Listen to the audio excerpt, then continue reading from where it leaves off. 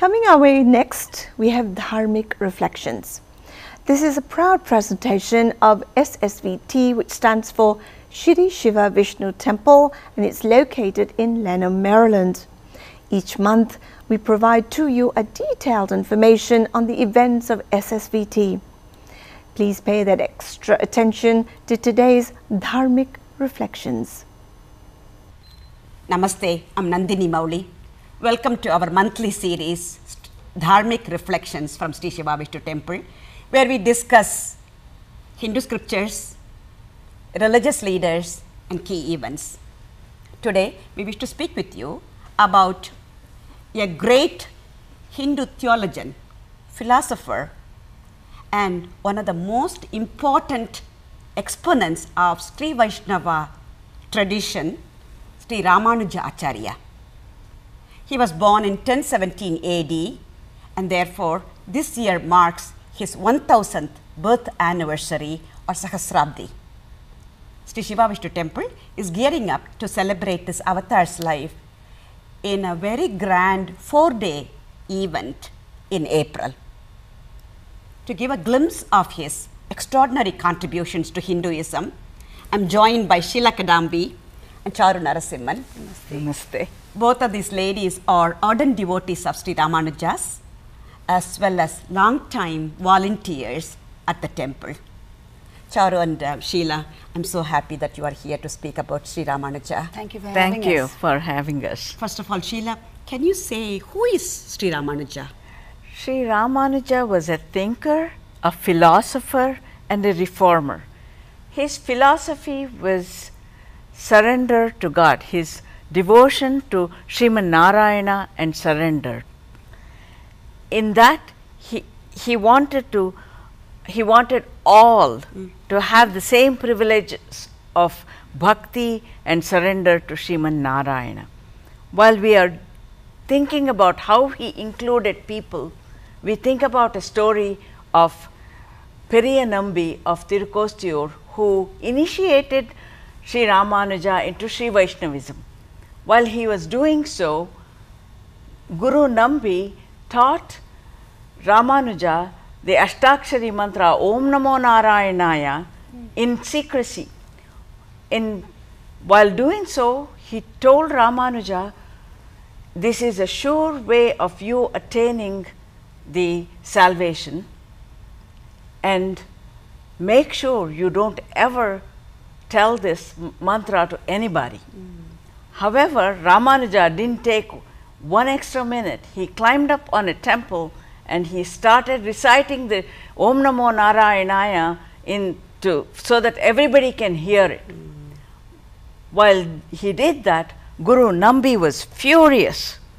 However, Sri Ramanuja told Guru Nambi, he said, if this Maha Mantra would give salvation to all, I am willing to take any punishment as long as everybody has the same privileges as I do.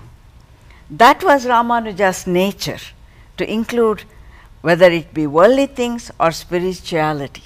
Beautiful. Thank you, Sheela. Very, very nice story. Charu, why is he considered a Maha Purusha? Maha Purusha means an exalted personage. Ramanuja was a living embodiment of the philosophy that he preached, which is Prapatti Sharanagati, or total surrender. How does one achieve that? It is through bhakti and devotion to Lord Narayana. And this means that one can attain liberation and moksha. He was also a social reformer. He took under his fold members of different castes to practice his philosophy, which is the right to worship Narayana, and one could do that only through bhakti marga, or the path of devotion. He was a great temple builder. He was so because he understood the need of such institutions for religion to take root in the masses. he reformed the management of temples, and he did this by getting sections of the society to contribute to the worship of the Lord. Beautiful it is. Awesome, awesome, absolutely. And these practices have stood the test of time. They have survived to this day in thousands of temples. He was a great teacher. And who is a great teacher if not when his teachers become his students? Wow. A great mentor. He had hundreds of disciples who guided thousands more through the millennium to spread his philosophy. He appointed principal disciples of his to become acharyas, and he chose them very carefully because he wanted them to teach the rituals of the temples and also the personal worship through bhakti, so that there is an upliftment of their spiritual development. But Nandini, above all of these things is the compassion as virtue for the downtrodden and the forsaken that Ramanuja had. The integration and assimilation of different strata of the society. And how did he do it? With the glue of devotion and bhakti. So he is indeed an unparalleled Maha Purusha. A few Tamil words: Kare Karunai Ramanuja. He is that rain that drenched everything around through his endless compassion and with the faith and devotion to his Supreme Lord, Narayana. That is so nice. That is so touching. Beautiful, beautiful sentiments. Sheela, how are his teaching and practice of worship role models even today in our day-to-day life? Ramanuja taught the devotional surrender to Vishnu through example. He saw God in people. And in the principle of Janaseva is Janardana Seva. He served people in that principle. He was compassionate towards all and especially the downtrodden. When he was made the Matadipati of the Srirangam temple, first he appointed a non-Brahmin administrator to the temple. He implemented feeding all people in the temple, which continues to this day. He commissioned digging of wells and tanks to provide water for all. He worked very hard to meet the needs of the basic needs of the people, so that they can and then build an environment for people to have a spiritual fulfillment. Needs of people are the same today as it was 1,000 years ago. Nandini, I see it as Sri Ramanuja actually put forth a legacy of non-discriminatory treatment of all people for us to follow. Wonderful, wonderful example, all right. Now, Sheela, I hear so much about Sri Vaishnavism. What does it mean by that? It is a very complex subject. However, I'll say a few simplistic words about it. Sri means Lakshmi. And where is Lakshmi? She is with Vishnu. And they together are Divya Dampatis, or the divine couple. Lakshmi has one Vishnu's heart, and she dwells in his heart. And that's why Vishnu got a new name, Srinivasa. What does Sri mean? Lakshmi. Nivasa means abode. So he has a new name, Srinivasa. Vaishnavites are also known as Sri Sampradayis, meaning followers of the tradition of Lakshmi. Sri Vaishnavites pray Lakshmi first, hoping to reach Narayana that much quicker and easier. That is why Narayana is called Sriman Narayana, meaning he is one with Sri, who is Lakshmi. And that is what is going to be celebrated through Ramanuja's millennium, thousandth year celebration. Yes. We are all wondering how SSVT is getting ready to have this huge festival. Charu, can you say something about that? Nandini, SSVT is honored to celebrate the 1000th birth anniversary of Ramanuja Acharya, to show our reverence to the Acharya and to get his blessings.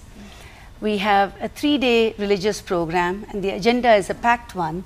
So I want to just bring the highlights so that we draw devotees to come to the temple. The 3-day function begins on the 28th of April, Friday, and culminates on the 30th of April, which is Sunday. We every day we are conducting the Ashtakshari Mantra Homam, a very potent homam that we want again devotees to come and listen to and participate. The evening of Friday the 28th is a Samohik Kunkumarchana to Mahalakshmi, Goddess Mahalakshmi, where we want at least 108 ladies, and we would love to have many more. So please, ladies, do come to our temple and participate in the Kunkumarchana to Mahalakshmi. 29th, Saturday, we will, as always, have the Venkateshwara Abhishekam, and a special feature this time is the Tirupavade Seva. It is making large amounts of Naivedyam, and in this case, Puliyodare or tamarind rice, and offering to the Lord. This is a very special feature at Tirupati, and SSVT is blessed to be able to do it at our temple this year. Yes. Saturday evening, it is again another occasion for devotees to come and participate. We have the Venkateshwara Vratam. It is again a puja that devotees can offer to Lord Venkateshwara, not necessarily being conducted by the priest. So again, participation of devotees for this puja is what we are hoping and welcoming our devotees. Sunday, which is the Tirunakshatra of Ramanuja, the birth star of Ramanuja occurs on that day, is the most auspicious of the 3 days. We will start with the Ashtakshari Homam, the Purnahuti, and thereafter we will be conducting an Abhishekam to the Utsava Ramanuja, and we are very fortunate to be able to get the Vigraha of Ramanuja at our temple, the consecration, and thereafter an Aradhana, which will be the reverence by the devotees to the Acharya to receive his blessings, will be conducted. Deeparadhana, and that would conclude the religious functions, and we are going to be releasing the 2 publications that is specifically designed for this event. That's wonderful. That's awesome. Can you say something more about the publications and the educational aspect of the celebration, Charu? Yes. Nandini, Ramanuja Acharya was the exponent of Visishtadvaita philosophy, qualified non-dualism, in other words. At a full day symposium on Saturday, April 15th, with leading academic and traditional scholars who will be conducting 2 sessions. The morning session will discuss the Acharya's philosophy of Visishtadvaita, Vaishnava Vedanta and Sampradaya. Heavy subjects, but we want devotees to come and have a question and answer session for the morning session. The afternoon from 1 to 3:30 will be a discussion on the comparative philosophies of Dvaita and Advaita. We have leading scholars, eminent scholars from around the United States who will be speakers of this symposium, and there again we'll have plenty of time to have some question and answers with our participants, and there again we invite all of you to please come and join us.